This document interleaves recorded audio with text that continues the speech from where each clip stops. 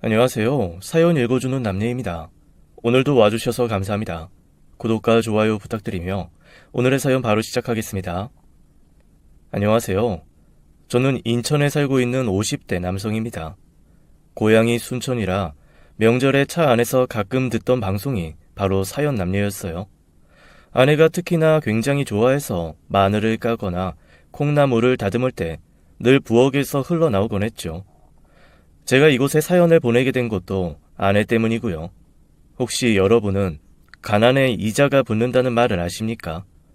저는 실제로 직접 겪어보니 확실히 알겠더군요. 저희 아버지도 또 아버지의 아버지도 가난했고 저 역시도 그것을 고스란히 물려받았습니다.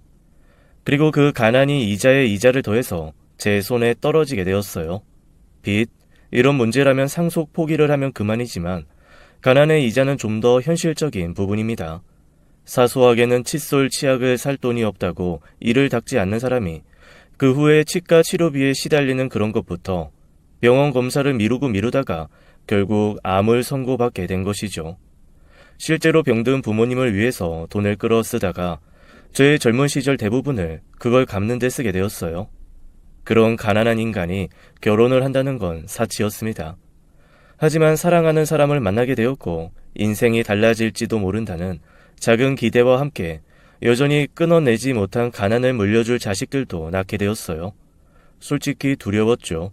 피임도 열심히 했고 절대로 아이만은 낳지 않겠다고 다짐을 했지만 아내는 아이를 너무나 원했거든요.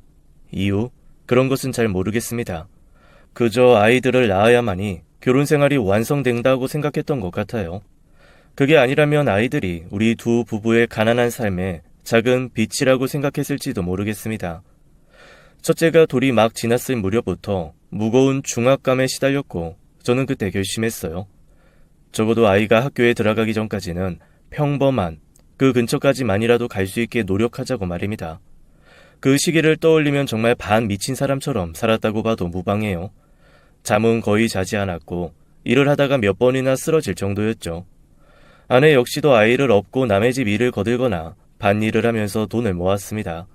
다 떨어진 양말과 속옷을 몇 번이나 기워 입었고 저희 입에 들어가는 쌀이 아까워서 푹푹 끓여 곤죽이 된 라면 하나로 끼니를 때우기까지 했어요. 독종, 구두쇠의 소리를 들으면서도 아이를 위해 이를 악물었습니다.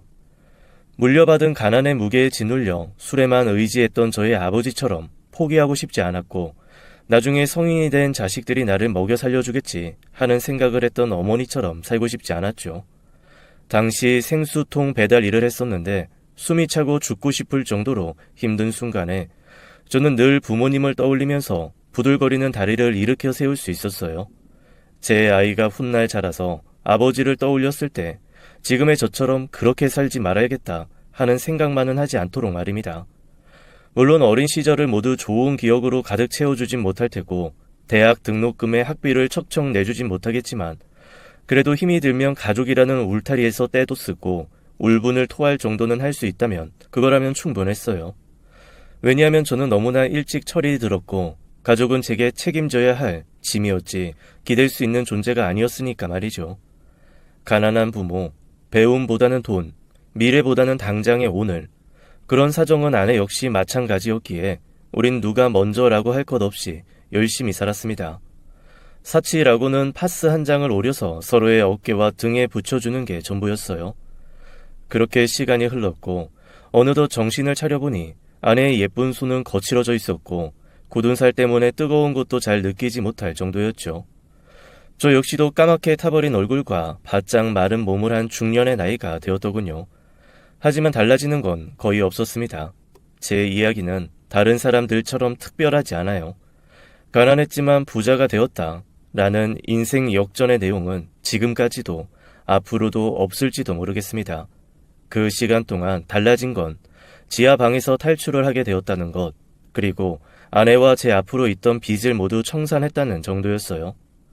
결혼 전 카드 대출을 받아서 무리하게 친정 식구들을 도와준 아내는 그 이전까지는 신용 불량자였기에 모든 빚을 청산한 그날 목을 놓아 엉엉 울기까지 했습니다. 왜 계속 울어? 됐어. 우리 이제 돈 모으기만 하면 된다니까.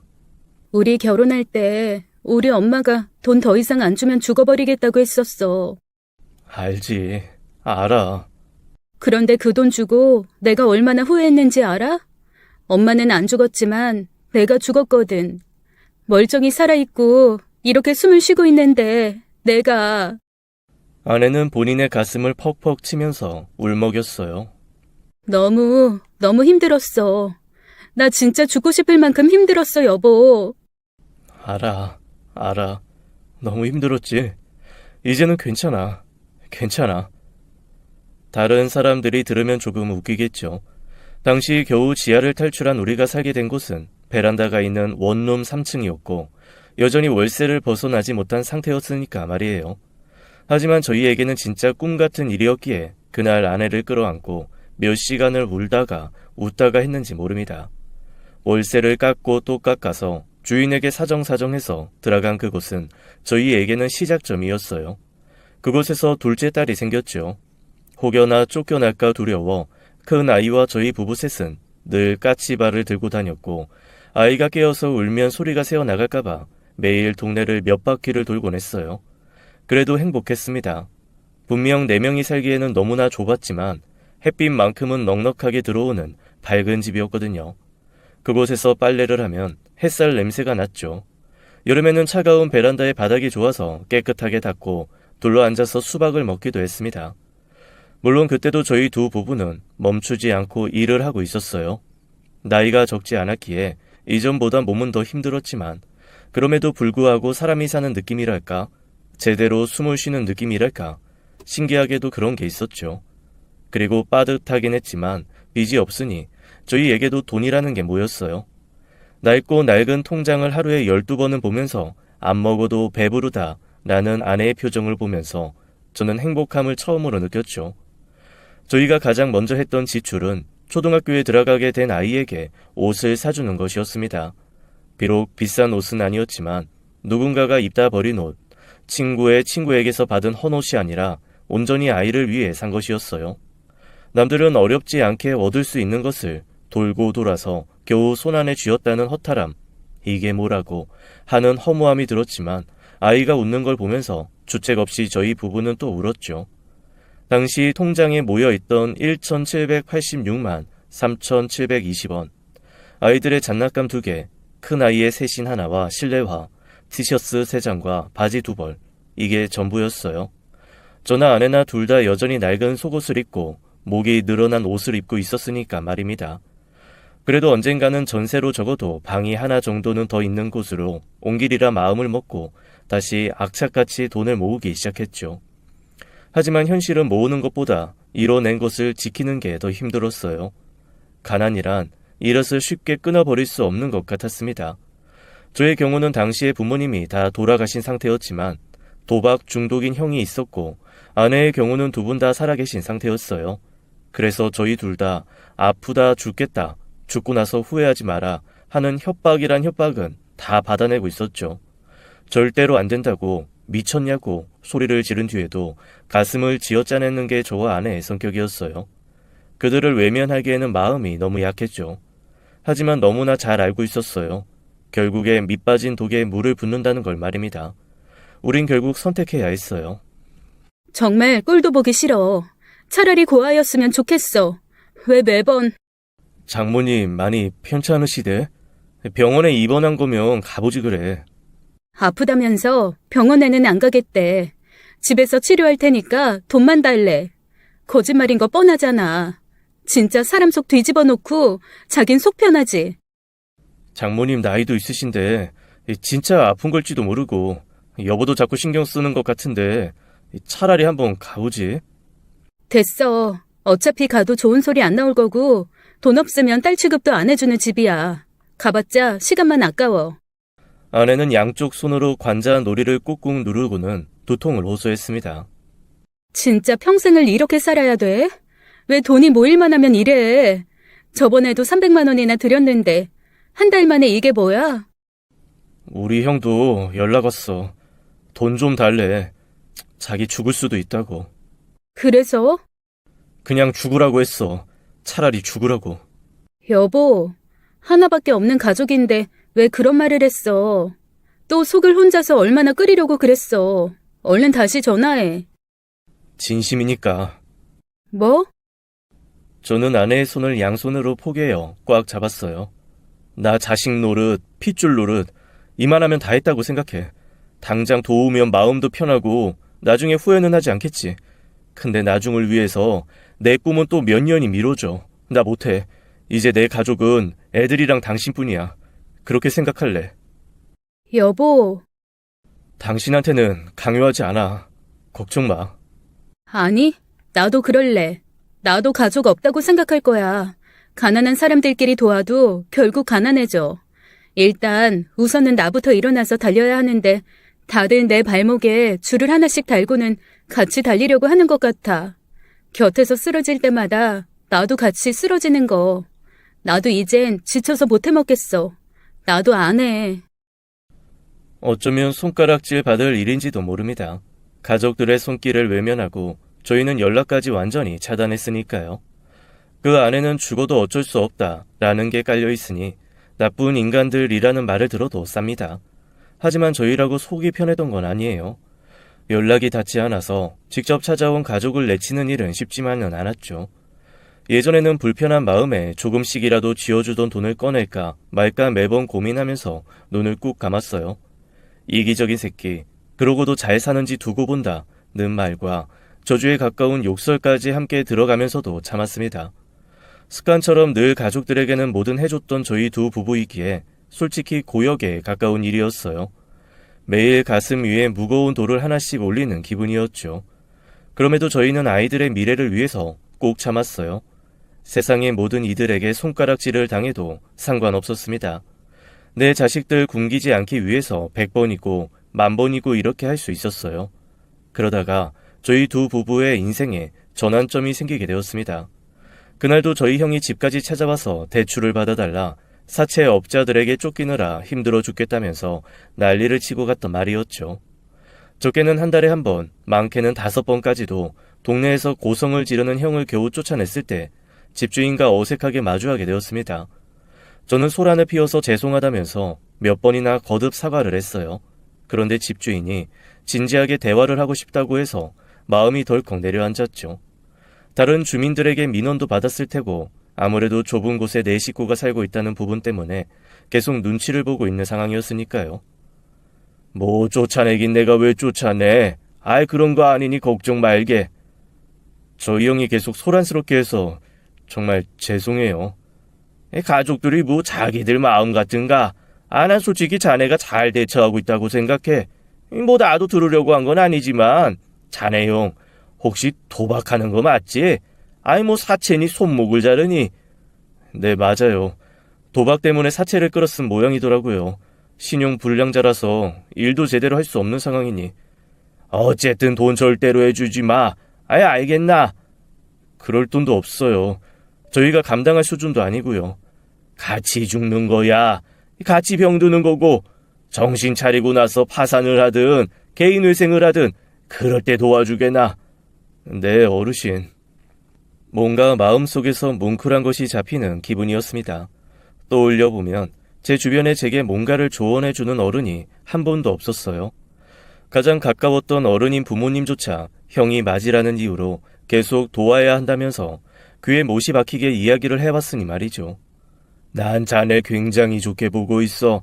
아이 꼭 어린 시절 나를 보는 것 같아서. 나도 돌이켜보면 참 고생 많이 했지. 내 나이가 되면 다들 20년만 30년만 젊었으면 좋겠다 하면서 이 과거를 추억하는데 나는 몸소리를 칠 정도로 싫어. 전혀 고생 안 하셨을 것 같은데 건물들도 있고 자녀분들도 잘 키우셨다고 들었어요. 그렇지. 내가 자식 농사는 기가 막히게 지었지. 큰애는 미국에 있고 작은 애는 회계사야. 더구나 다들 날 얼마나 챙겨주려는지 몰라. 자식 자랑에 씁쓸해 보였던 얼굴이 순간 환하게 빛나는 걸 보면서 저는 부러웠어요. 저도 노력하면 그렇게 살 수 있겠죠. 정말 열심히는 하는데. 알아. 내가 그건 알지. 순간 집주인이 뭔가 떠올랐다는 듯 픽 하고 웃었습니다. 처음에 자네를 봤을 때 뭐 이런 놈이 다 있나 했어. 애초에 보증금도 모자른데 대뜸 월세를 깎아달라면서 며칠 동안 나를 괴롭혔자는가. 이 원룸 주변도 대신 청소하고. 저도 정확히 기억을 하고 있어요. 집을 보여달라고 했던 날, 저는 작지만 온 집안의 창문으로 햇살이 흐드러지게 들어오는 그 집을 보고 꼭 들어가고 싶어졌죠. 때문에 생각해 놓은 금액에 맞추려고 사정하고 부탁해봤지만 소용이 없었어요. 몇 날 며칠을 새벽마다 이곳으로 와서 건물을 청소를 하면서 그렇게 겨우겨우 들어오게 된 거였습니다. 솔직히 월세 깎아달라고 해서 깎아준 인간들이 제대로 사는 꼴을 못 봤어. 대부분 한두 달만 부지런히 내다가 어느 날부터 미루다 야반도주. 늘 그런 식이었기에 내가 반은 월세를 포기하고 깎아준 것도 있었거든. 거기다가 이사를 왔는데 짐보다 사람이 더 많은 거 보고 얼마나 놀랐는지. 그만큼 집이 마음에 들었거든요. 이곳에서 돈도 모이고 좋은 기억뿐이네요. 그렇게 생각해주면 나야 좋지. 내가 하나하나 올린 건물인데 늙음하게 은퇴하고 자재 하나, 페인트색 하나도 내가 골랐어. 덕분에 층간소음도 거의 없고 건물이 튼튼하지 않나. 그렇지? 네, 살다 보니 더 알겠더라고요. 좋은 건물이라는 거. 근데 애들도 이제 커서 큰애는 학교를 다니던데 언제까지 여기서 살 수는 없지 않나. 생각해 놓은 건 있어. 빌라라도 방 한 칸 있는 전세로 가고 싶어서 아내랑 부지런히 돈 모으고 있어요. 혹시 이 건물 살 생각 없나? 네? 제가 그런 큰 돈이 어디 있어요. 무리죠. 집주인은 인자하게 웃어 보이고는 사정을 설명하더군요. 미국에 있는 큰아이가 계속 올라오길 바란다고 했고 아내 역시 그러고 싶어하는 눈치여서 건물을 처분할 생각이라고 했죠. 집주인 내외 모두 젊은 시절 너무 고생을 해왔기에 늦은 나이지만 여기저기 여행을 다니면서 그렇게 사는 것도 나쁘지 않겠다고 생각해 결정했다고 해요. 그런데 자신의 정성이 많이 들어간 정든 집을 아무에게나 주는 게 싫었답니다. 집주인의 막내는 한국에 있긴 하지만 서울이라서 관리를 맡기려면 결국 사람을 쓰고 부동산에 맡겨야 했고요. 내가 사는 맨 위는 주인 세대라 방도 2칸이 있고 거실도 넓고 자네가 좋아하는 햇빛도 정말 많이 들어. 무엇보다 이런 원룸 하나 사놓으면 다달이 월세도 받고 노후에 편안할 거야. 집주인은 말도 안 된다는 저를 보면서 한숨을 쉬고는 이어 말했습니다. 한 번도 월세를 미룬 적 없고 자네를 믿으니까 하는 말이야. 자네 형편 모르는 것도 아니고 팔아서 차액 남기고 싶은 것도 아닐세. 여기 들어온 게 꽤 오래전인데 여전히 월세를 깎아달라던 처음처럼 시간 날 때마다 청소하고 건물 여기저기 손보는 거 내가 다 알고 있어. 내가 다른 사람은 몰라도 자네는 믿어. 그러니까 하는 말이야. 진지하게 생각해보라는 주인의 말에 저는 머리를 싸맸어요. 솔직히 월세 다음이 전세, 전세 이후로는 생각해본 적이 없는 저에게 매매란 너무나 크게 다가왔죠. 건물을 산다는 건 제 형편으로는 어림없다는 걸 충분히 알면서도 이상하게 계속 웃음이 났어요. 고민을 털어놓은 아내는 계속 반대를 했지만 저는 집주인이 집으로 들어가는 제 등 뒤에 했던 마지막 이야기가 머릿속에서 떠나지 않았습니다. 바로 땅은 절대로 배신하지 않아 라는 말이었어요. 결국 저는 아내의 반대에도 꺾지 않고 건물을 구입하기로 결심했죠.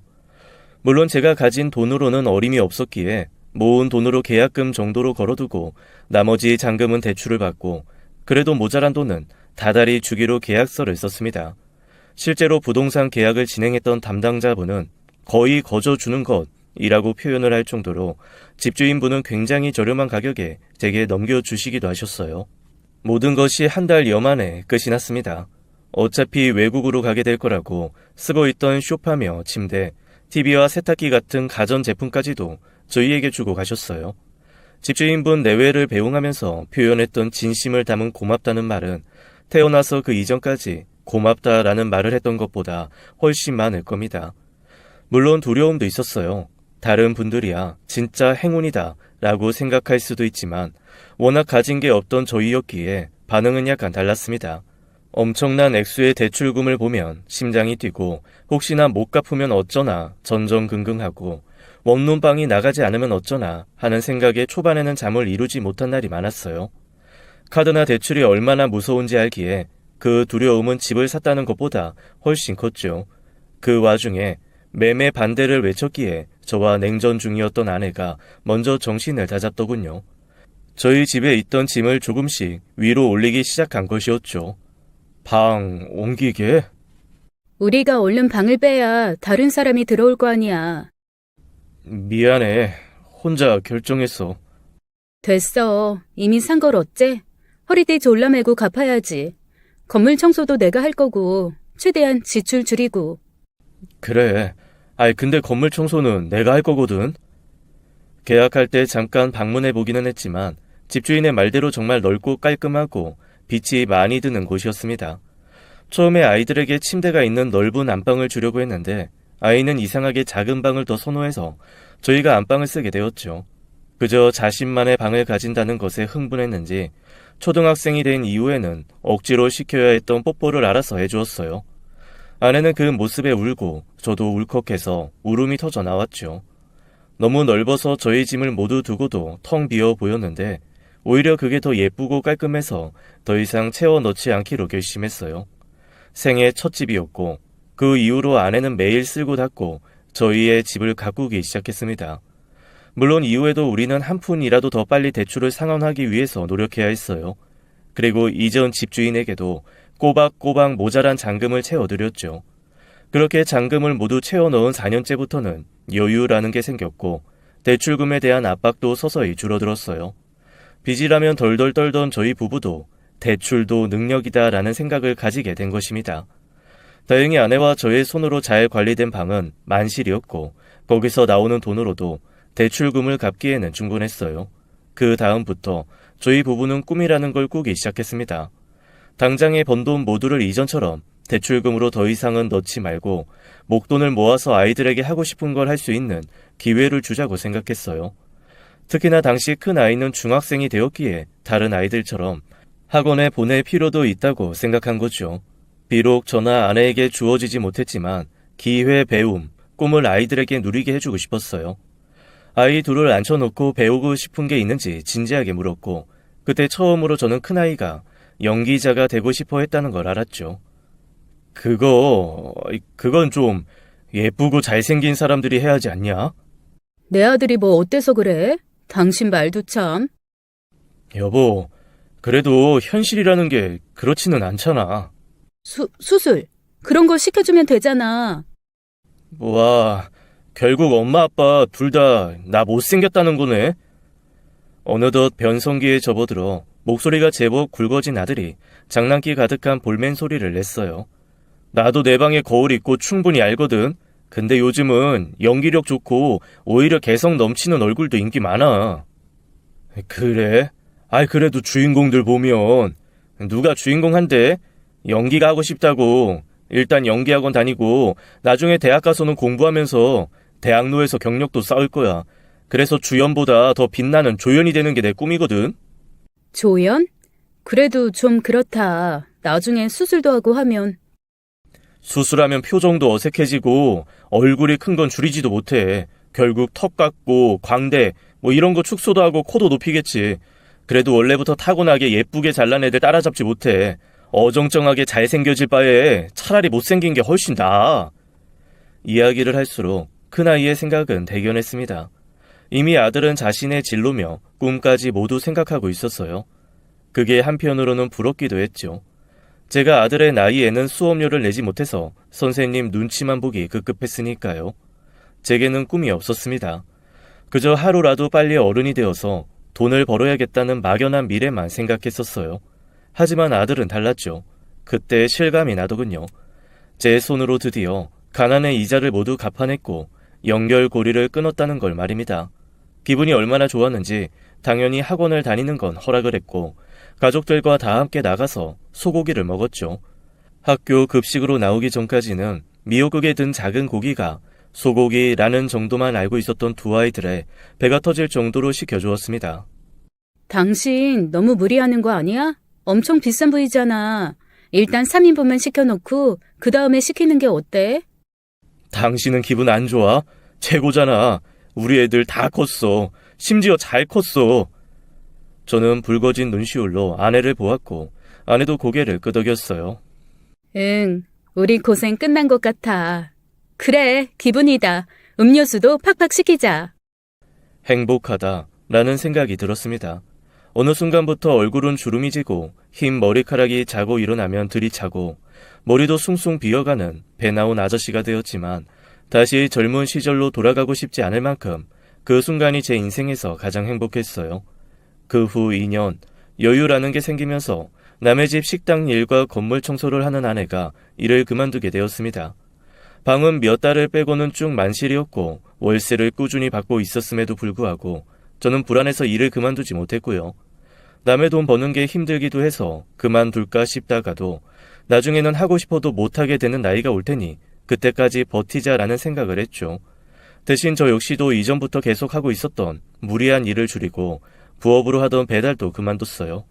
아무것도 하지 않았던 날이 없었기에 감당하지 못하는 여유로움이었고 제가 눈을 돌린 것은 저의 형이었습니다. 다시 만난 형은 이전과 크게 다르지 않았어요. 단지 더 늙고 더 마르고 더 괴팍할 뿐이었죠. 제가 해줄 수 있는 건 정신적인 치료였어요. 생각 같아서는 저희 건물에 방을 하나 비워주고 편하게 살게 하고 싶었지만 그럴 수는 없었습니다. 적당한 불편함이 삶을 살아가는데 원동력이 되고 쉽게 손에 쥐어주는 건 아무런 성취감이 없으니까요. 저는 형에게도 제가 느낀 것들을 느끼게 해주고 싶었습니다. 알아보니 도박도 중독이라 치료센터가 따로 있더군요. 그곳에서 이것저것 연계된 곳을 소개해줘서 본격적으로 치료를 시작했습니다. 처음에 형은 강력하게 거부를 했어요. 자신을 정신병자 취급한다느니 도와주려면 돈이나 달라느니. 하지만 제가 이걸 거부하면 두 번은 보지 않겠다고 강력하게 나갔죠. 실제로 꽤 오랜 기간 연락이 끊어졌던 상태였기에 형은 일종의 위기감을 느낀 것 같아요. 모르긴 몰라도 인생을 포기한 상태로 보내온 수년의 생활을 본인도 정리하고 싶었을 겁니다. 그 뒤에는 순순히 따라주었어요. 일단은 괴인 회생을 신청한 뒤에 상담도 열심히 받고 사회 적응 훈련까지도 함께 진행했죠. 일단 형에게 가장 먼저 일을 준 것은 바로 저였어요. 저희 건물 청소를 맡겼습니다. 다시 사회에 한 발자국 내디딘 형은 마치 물가에 내놓은 어린아이 같았고 그렇게 1년 정도를 정신없게 보낸 것 같아요. 그리고 정신을 차렸을 때 문제가 터진 건 바로 아내였습니다. 그 사이 아내 역시도 장인 장모님을 살피고 있었는데 거기서 뭔가 일이 꼬인 것 같았어요. 간단히 설명을 하자면 장모님이 자주 가는 점집이 문제의 중심이었죠. 아내가 저와 함께 가자며 말을 꺼내면서 알게 된 사람이었어요. 내가 그런 미신을 왜 믿어? 싫어. 내가 왜 가? 미신이 아니라 일단 가보면 안다니까. 정말 신기해. 우리가 힘들게 산 것도 다 알고 이제 잘 사는 것도 알고 그리고 무엇보다 당신이 생각하는 것처럼 돈만 보고 접근하는 그런 무당이랑은 확연히 다르다니까. 심지어 돈도 안 받아. 돈을 받지 않는다는 말에 뭔가 하는 생각이 들었지만 단순히 아내의 아는 사람들이라고 생각하고 밥 한 끼 먹는 정도야 괜찮다고 생각했습니다. 더구나 실제로 만난 그 사람들은 너무나 평범한 사람들이었어요. 옛날 사람처럼 긴 머리를 쪽진 상태인 것만 제외하면 말이죠. 그들은 상다리가 휘어질 것처럼 밥을 차려주고 커피도 직접 내려주면서 굉장히 친절하게 대해주었어요. 구신이 조준이 부적이니 하는 말은 한마디도 꺼내지 않았죠. 무엇보다 저희의 이야기를 굉장히 경청하고 공감해주니 뭔지 모르게 이웃 그런 느낌이 들었네요. 그래서 그 뒤에도 몇 번씩 저희들은 그 사람들과 식사를 했죠. 이따금 외식을 할 때가 있었는데 굳이 저희가 돈을 내는 것을 말리더군요. 제 짧은 판단으로 사람들을 함부로 재단한 것 같아 죄송할 지경이었습니다. 아내도 언니 하며 따르고 외출을 자주 하면서 활력도 생겼죠. 저 역시 알게 된 지 반년 정도 만에 저는 완전히 마음을 놓았던 것 같아요. 나 오늘 못 들어와. 그러니까 기다리지 말고 애들 밥 좀 챙겨줘. 오늘도? 요즘 너무 늦게 들어온 거 아니야? 몸이 좀 안 좋아서 언니가 산에 기도하러 간다기에 따라가려고. 위험한 거 아니야? 뭐 그런 곳까지 따라가. 그냥 집에서 쉬지. 다녀오면 나도 마음이 편하고 잠도 잘 오고 해서 그래. 걱정 마. 어느 날부터 아내는 단순한 만남을 떠나 직간접적으로 일까지 따라 나섰습니다. 그때 제가 적극적으로 나섰어야 했는데 그냥 내버려둔 것이 시발점이 되었어요. 하루 이틀 정도로 시작된 아내의 외박은 짧게는 3일, 길게는 일주일까지 이어지고 있었죠. 큰 아이야 그렇다 쳐도 작은 아이는 여전히 엄마의 손길이 필요한 나이인데 아내는 아이는 물론이고 집안일 자체를 늘 뒷전으로 두었어요. 때문에 제가 퇴근 후에 집을 정리하고 아이들 밥까지 챙겨야 했습니다. 보다 못한 큰아이가 저를 도와 일을 거들기까지 했지만 아내는 그런 모습에도 아랑곳하지 않고 외박을 하기 일쑤였어요. 하루는 제가 나가는 아내를 붙잡고 진지하게 따져 물었습니다. 솔직히 당신 요즘 좀 너무하다는 생각 안 해? 아, 이거 아니잖아. 구판이랑 기도하는 곳까지 다 따라가서 물건 나르고 시중이나 들고 있고. 아, 당신은 아무것도 모르잖아. 지금 내가 좋아서 이래? 그럼 대체 뭔데? 아니, 뭐 때문에 이렇게 새벽부터 또 나가려는 거야? 우리 집에 곧 우환이 생길 거라고. 알지도 못하면 가만히 있어. 뭐? 아, 그 인간들이 그래? 아, 미친 거 아니야? 순간 아내는 마치 누가 듣는다는 듯이 다급하게 제 입을 막더군요. 대체 왜 그래? 미쳤다니. 당신도 알잖아. 언니가 괜한 말 하는 사람 아닌 거. 그런 줄 알았는데 이 그런 재수 없는 소리를 하는 인간인 건 이제 알았네. 내가 가야 돼. 안 그럼 우리 예전 생활로 돌아가야 된다고. 그 끔찍한 짓을 또 하고 싶어? 난 정말 싫어. 지긋지긋해. 정신이 아찔했습니다. 아무리 아니라고 설득을 해도 아내는 도통 들어먹지 않았어요. 보통 그 액을 막으려면 액막이 굿을 해야 한다는데 거기에 돈을 쓰고 싶지 않으니 집안 일이라도 거들면서 기도라도 따라가는 거라고 했죠. 답답하고 짜증이 나고 화도 났지만 아내의 마음을 모르는 건 아니었어요. 그 생활로 돌아갈 수도 있다는 말에 저 역시도 미간을 찌푸릴 정도였으니까 말입니다. 몇 번의 설득에도 아내가 고집을 피우자 저는 어쩔 수 없이 액막이 굿을 허락했어요. 한 번의 굿이 저희 생활을 원래대로 돌려놓는다면 그리 아까울 것도 없다. 그렇게 판단했습니다. 그렇게 굿을 진행한 뒤부터 저는 아내에게 그것에 더 이상 출입을 금지했죠. 서서히 거리를 두고 멀어지는 게 좋겠다고 판단했어요. 그렇게 한 달 정도를 아내도 노력했습니다. 전화가 오더라도 적당한 핑계를 대면서 약속을 미루는 식이었어요. 그런데 얼마 뒤 부정만 잠깐 받으러 간다는 아내는 집으로 돌아오지 않았습니다. 전화를 몇 번이나 걸어보고 아이들 휴대전화로 걸어봐도 받지 않더군요. 저는 너무 답답한 마음에 점집 근처에서 기다려보기도 했죠. 그런데 그 무당 부부만 몇 번 봤을 뿐이었고 아내를 감춘 것처럼 모른다는 반응을 보였습니다. 그리고 심지어 제가 집 앞에서 장사를 방해한다고 신고까지 했고요. 결국 저는 실종 신고까지 하기 이르렀고 그때서야 아내와 통화를 하게 되었습니다. 어떤 변명도 핑계도 아닌 이혼을 하자는 말이 첫 마디였어요. 이혼이라니. 아, 대체 당신 뭐 하는 거야? 미쳤어? 애들 지키려면 어쩔 수 없어. 나 신내림 받을 거야. 예전처럼 그렇게 살 수가 없어. 그러니까 이혼해줘. 신내림? 아니, 당신이 왜 신내림을 받아? 나는 원래 그게 타고난 사람이래. 만약 내가 안 받으면 우리 애들이 받을지도 모르고. 그래서 결심하게 된 거야. 타고난 사람? 아이, 장난해?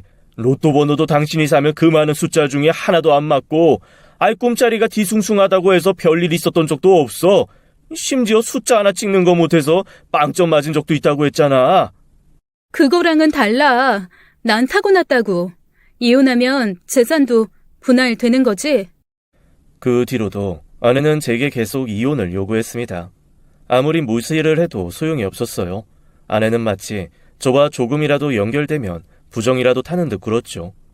이미 그 사람에게 아이들은 안중에도 없었어요. 진짜 이혼을 해야 하나 하는 생각을 하는데 눈물만 계속 났습니다. 함께 이제까지 고생한 아내의 손을 놓을 수가 없었으니까요. 곁에서 보다 못한 형이 자신이 아는 유명한 무당이 있다면서 함께 찾아가 보자고 했죠.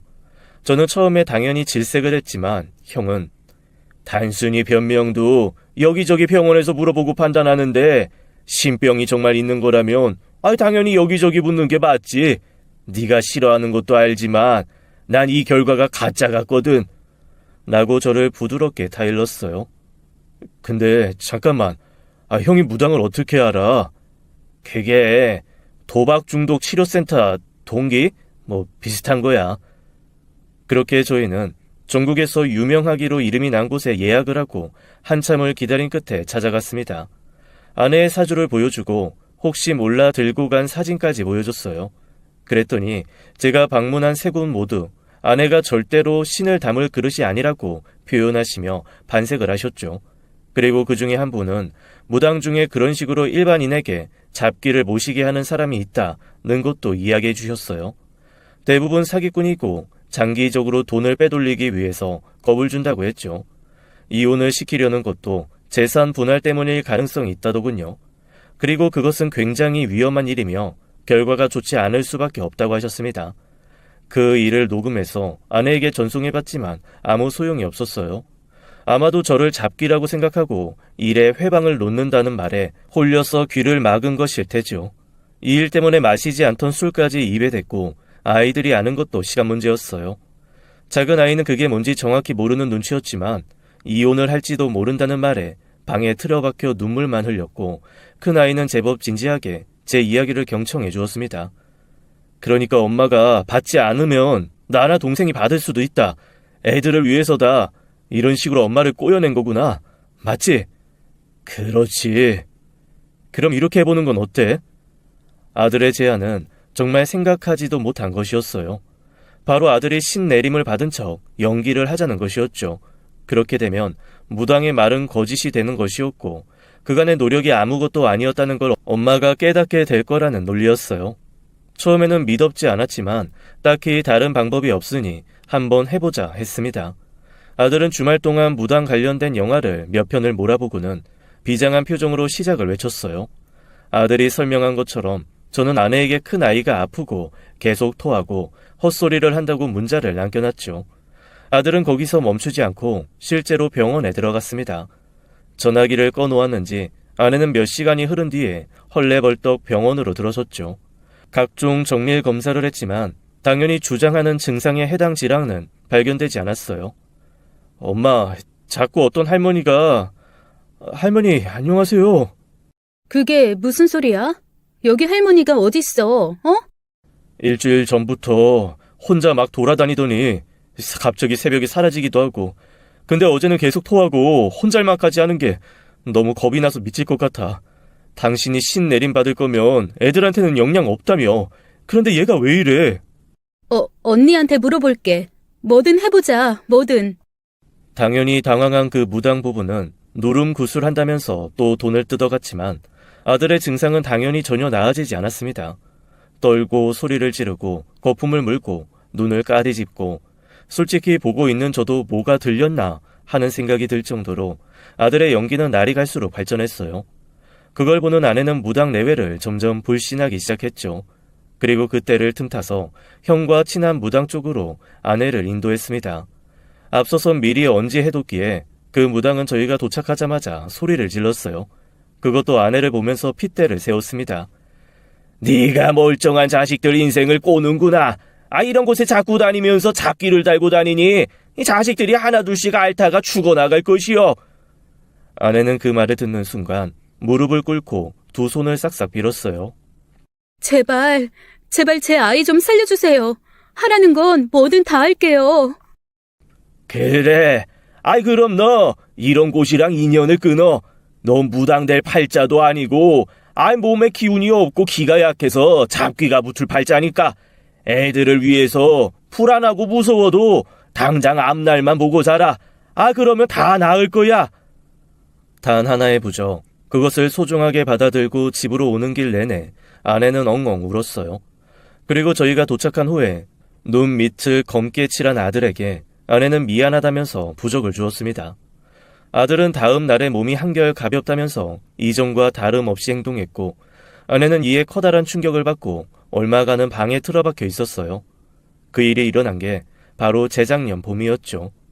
아내는 지금도 무당 근처에도 가지 말라고 해서 그때 그 무당 내외의 머리털을 죄다 뽑지 못한 게 가장 후회된다고 해요.